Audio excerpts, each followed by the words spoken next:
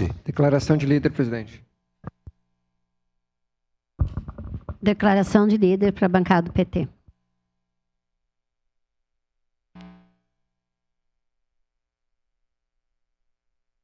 Alô, alô. Por favor, microfone. Senhor presidente, bom dia. Bom dia a todos que nos acompanham através do canal 16, também através das redes sociais.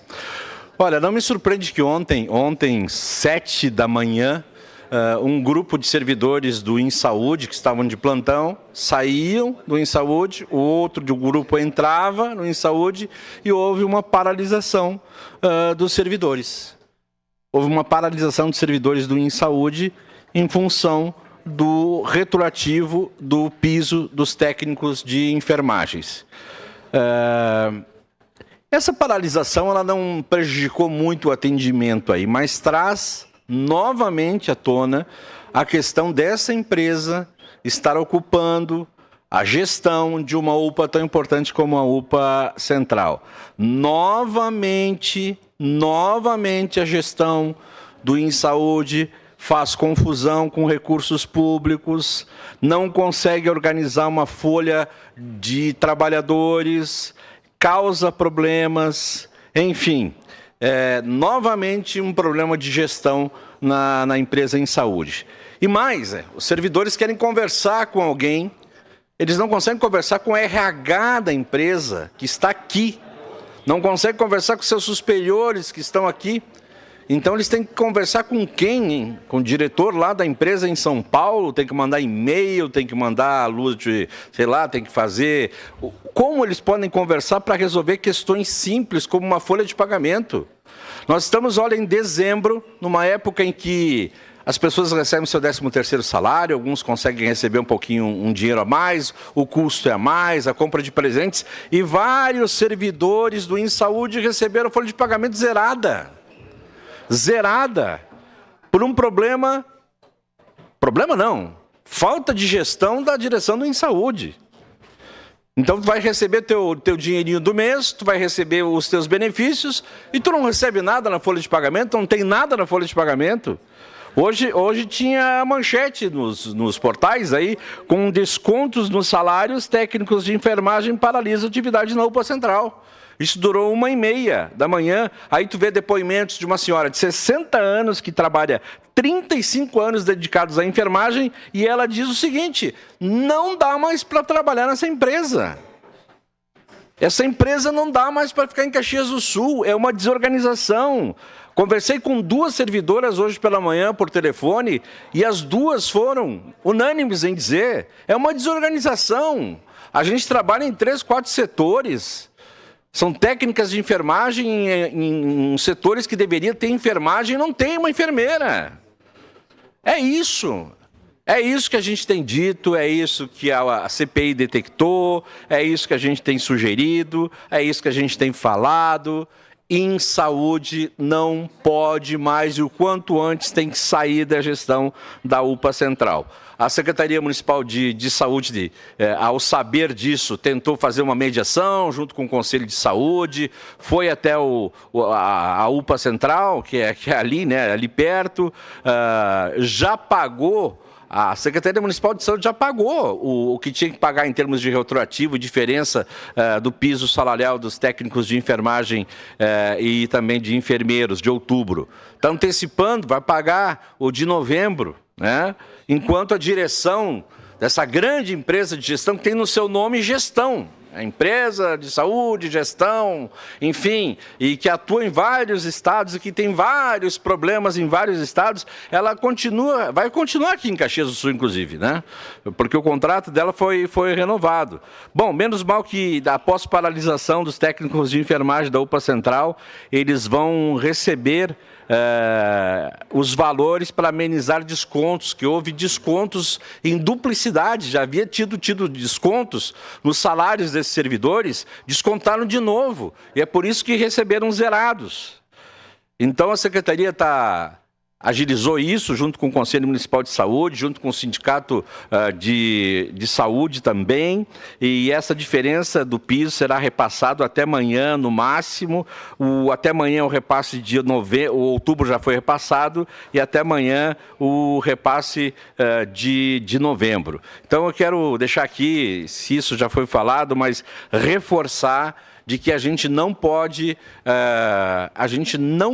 esquecer do legado que essa CPI da saúde deixou, e a gente vai ter que continuar lembrando, senão ela passa desapercebida. E hoje ouvi uma nota, eu escuto rádio, várias emissoras, e costumo citar as emissoras e os veículos de imprensa que eu escuto, assisto, leio.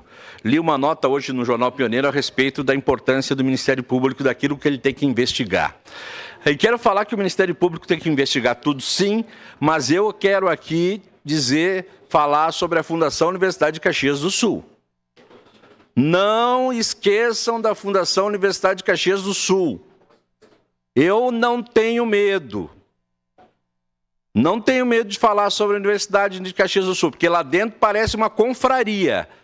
E quem está me ouvindo sabe o que eu estou falando. Uma confraria de amigos que se protegem, onde existe medo, onde os servidores são silenciados, onde as pessoas não podem falar, onde há supostas auditorias que somem. Então, que essa nova gestão da Fundação da Universidade de Caxias do Sul, pelo bem da imagem da Universidade de Caxias do Sul, pelo bem da imagem do Hospital Geral, pelo bem de uma escola que é referência também no estado todo, que é o CETEC, que estão no guarda-chuva da Fundação, que o bispo, Dom José Gislon, que é o presidente do conselho, e seus pares, representantes do Virvi, representantes da SIC, representantes da Mitra, representantes do governo municipal, tomem as devidas providências em relação a tudo que foi apurado na CPI. Que não tenham medo.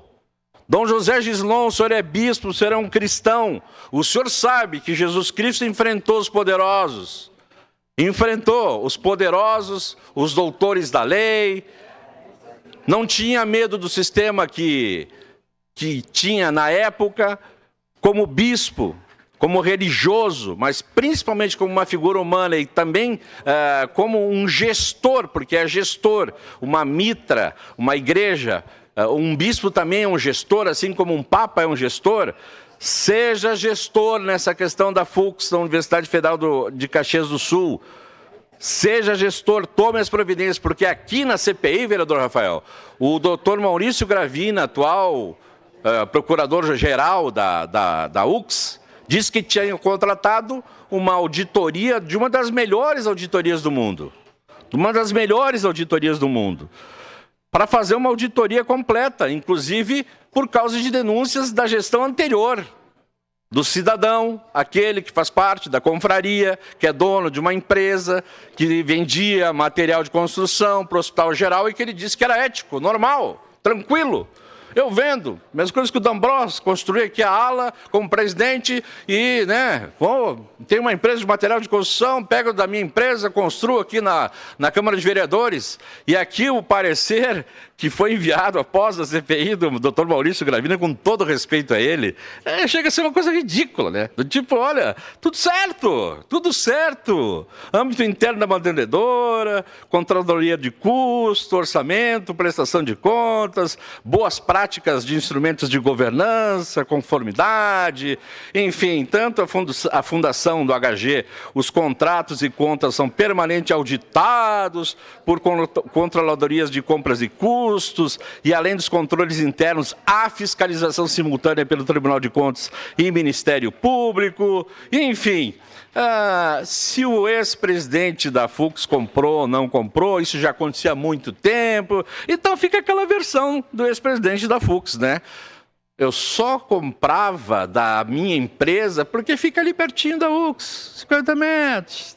É mais fácil levar o material até a construção da ala da FUCS. Eu, sinceramente, tenho sido até um pouco irônico aqui na minha fala, mas a minha fala é assim de provocar para que a gente não esqueça dessas questões. que a gente não esqueça dessas questões para que elas sejam apuradas com rigor e, como diz sempre aqui o vereador Bressan, dinheiro público. Onde tem dinheiro público tem que ter fiscalização. Seu parte, vereador Rafael. Só quero resumir a sua fala, vereador. O que mais me preocupa na Fundação são as forças ocultas que permeiam as salas e os corredores da Fundação Universidade de Caxias do Sul. Seja hospital, seja universidade, seja tudo aquilo que permeia os corredores da Fundação Universidade de Caxias do Sul, as forças ocultas. Obrigado. Então era isso, senhor presidente. Queria só trazer à tona essa questão do InSaúde, que eu entendo, repito, que essa empresa não tem condições imediatamente, né? Quer dizer, imediatamente não vai dar, tinha que ser tirada em setembro. Mas, assim, essa empresa não pode participar de um próximo edital, não tem condições, faz uma má gestão, os servidores não aguentam mais trabalhar lá, é um rodízio completo, todo dia. Entram um dia, saem 2 dias depois, e a questão da FUX não pode ser esquecida, porque também envolve muito dinheiro público para a construção daquela ala do HG. Era isso, senhor presidente. Muito obrigado. Obrigado.